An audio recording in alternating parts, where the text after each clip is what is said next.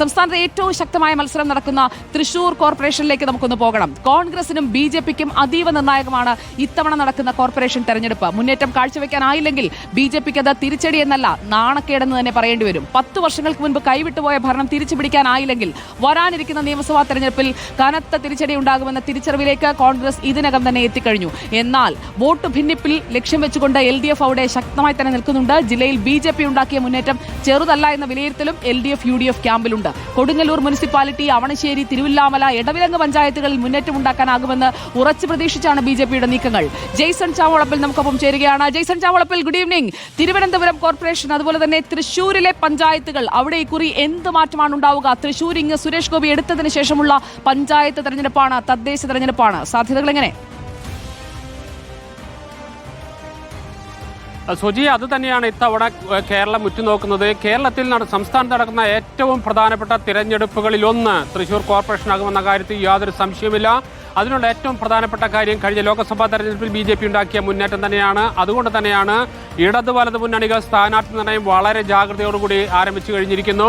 ചില തർക്കങ്ങളൊക്കെ കോൺഗ്രസിനകത്തുണ്ട്. പക്ഷേ അതെല്ലാം പരിഹരിച്ച് സ്ഥാനാർത്ഥി നിർണയം എത്രയും പെട്ടെന്ന് നടപ്പാക്കാനായുള്ള തീരുമാനത്തിലേക്ക് കോൺഗ്രസ് എത്തിയിട്ടുണ്ട്. അതിനുള്ള ചർച്ചകൾ പുരോഗമിക്കുന്നു. ഒരു കാര്യം വ്യക്തമാണ്, BJPയെ സംബന്ധിച്ചും കോൺഗ്രസിനെ സംബന്ധിച്ചും അതീവ നിർണായകം തന്നെയാണ് ഇത്തവണത്തെ തൃശൂർ കോർപ്പറേഷൻ തെരഞ്ഞെടുപ്പ് എന്ന് നമുക്ക് എടുത്തു പറയേണ്ടി വരും. പഞ്ചായത്തുകളൊക്കെ മൃഗീയമായ ഭൂരിപക്ഷത്തോടുകൂടി LDFന്റെ കയ്യിലാണ്. 86-ൽ 69 പഞ്ചായത്തും LDFന്റെ കയ്യിലാണ്. 7-ൽ 5 മുനിസിപ്പാലിറ്റിയും LDFന്റെ കയ്യിലാണ്. ബ്ലോക്കിൽ ഏകദേശം 12-ലധികം ബ്ലോക്കുകളും LDFന്റെ കയ്യിലാണ്. അങ്ങനെ മറ്റു തലങ്ങളെല്ലാം തന്നെ LDFന്റെ മേധാവിത്വമുണ്ട്. പക്ഷേ തൃശൂർ കോർപ്പറേഷൻ രാഷ്ട്രീയമായ വലിയ അളവുകോലായി മാറുന്നത് BJPയുടെ സാന്നിധ്യം കൊണ്ട് മാത്രമാണ്. തൃശൂർ കോർപ്പറേഷനിൽ വൻ വിജയം നേടിയില്ലെങ്കിൽ, ഭരണത്തിലെത്തിയില്ലെങ്കിൽ കോൺഗ്രസിന്റെ സ്ഥിതി അതീവ ദയനീയമാകുമെന്ന കാര്യത്തിൽ യാതൊരു സംശയവുമില്ല.